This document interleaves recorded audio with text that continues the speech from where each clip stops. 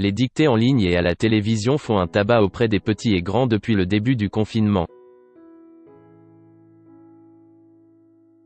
Feuille et stylo en main devant l'écran. Depuis le début du confinement, les Français ont révisé comme jamais leurs règles de grammaire et d'orthographe. Plus d'1,75 million d'amoureux de la langue française ont suivi la dictée lue par Édouard Baird dans l'émission Tous prêts pour la dictée ce mercredi après-midi sur France 3. Les rediffusions des mythiques dictées de Bernard Pivot sur la page Facebook de l'INA ont séduit de nombreux internautes, tout comme la dictée géante de l'écrivain Rachid Santaki. Pourquoi un tel engouement pour cet exercice beaucoup redouté à l'école pendant le confinement ? À la suite de l'annonce de la fermeture des écoles, Orthodidacte a dégainé dès le 25 mars la dictée du confiné, un exercice quotidien lu par Guillaume Terrien, champion de France d'orthographe. Le 28 mars, la collection pour les nuls a donné rendez-vous sur Facebook plutôt qu'au Salon du Livre de Paris, comme prévu, pour la dictée pour les nuls. Le lundi 30 mars, Rachid Santaki donnait sa première dictée géante chez vous et en live à 10h sur Facebook devant une cinquantaine d'internautes. L'auteur de La Petite Cité dans la Prairie ou encore de Flic ou Caïra n'en est pas à son coup d'essai. En 2013, j'ai été invité en tant que romancier à Clichy-sous-Bois par le maire Olivier Klein pour lire une dictée, raconte-t-il. Et le confinement arrête tout. Depuis, Rachid Santaki parcourt la France des cités aux maisons de retraite en passant par les prisons ou les entreprises avec sa dictée géante. Il détient même le record du monde de la plus grande dictée établie au Stade de France avec 1473 participants depuis 2018. J'étais dans une super dynamique avec le label La Dictée Géante et le confinement arrête tout, poursuit-il. Il pense un temps profiter du confinement pour se consacrer entièrement à l'écriture. Une animatrice pour personnes âgées m'a demandé de lui envoyer 5 ou 10 textes de dictée. Et j'ai eu l'idée de lui proposer de faire une dictée en live sur Facebook, explique-t-il. Depuis, l'auteur lit des textes extraits de classiques comme Le Petit Prince de Saint-Exupéry ou écrits par ses soins chaque lundi à 10h sur Facebook. Et il fait un tabac, le 6e épisode, publié le 4 mai, totalise d'or et déjà plus de 41 500 vues. Après la dictée, le texte est publié sur la page Facebook, en guise de corrigé. La dictée est disponible en replay. Alors que les parents cherchent des ressources éducatives en ligne, les dictées en ligne font un carton. Même la fondation UEFA pour l'enfance a invité le 29 avril des joueurs et des entraîneurs parmi les meilleurs d'Europe à perpétrer cet exercice vieux comme le monde. La dictée était revenue à la mode. La dictée a été un vrai carton à l'époque de Bernard Pivot. On avait ce rendez-vous qui réunissait des centaines de milliers de francophones à travers le monde. Bernard Pivot faisait des dictées avec de grandes difficultés et s'adressait à des cracks de l'orthographe, se souvient l'auteur.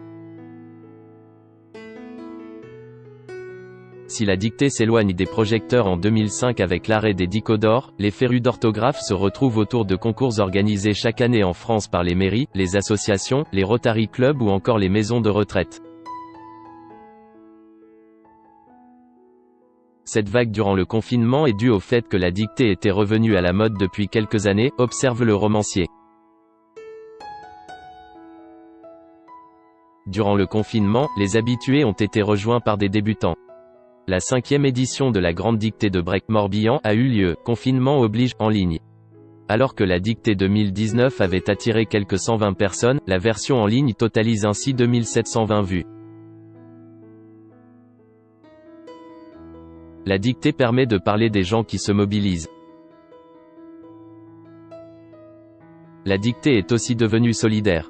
Des jeunes de la Londe, Seine-Maritime, ont lancé par exemple une dictée sur Facebook et une cagnotte Litchi en faveur du personnel hospitalier du Chi d'Elbeuf.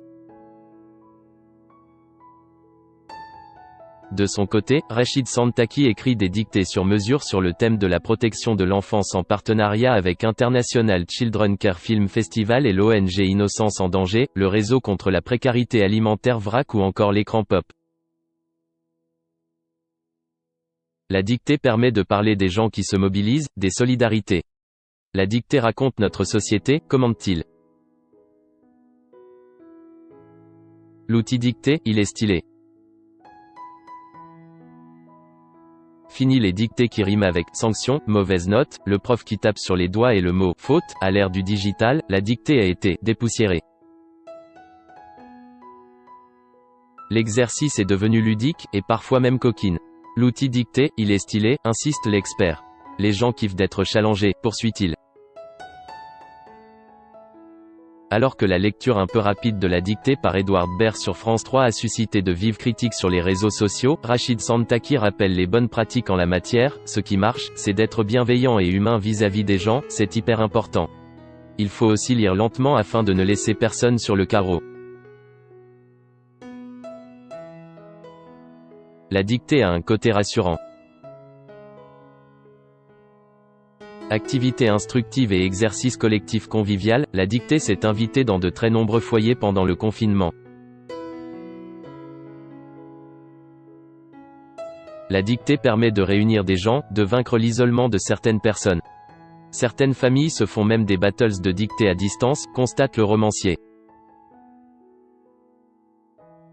Dans cette période d'incertitude liée au coronavirus, les règles d'orthographe et de grammaire ont un côté rassurant.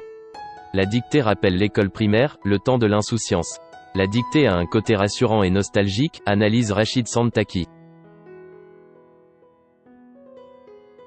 La dictée permet de fédérer au-delà des générations, des catégories sociales, etc. La dictée est une manière de se réunir autour de la langue française, salue l'auteur. Et de se réjouir, c'est assez incroyable de voir comment on peut créer tout un univers autour d'une dictée.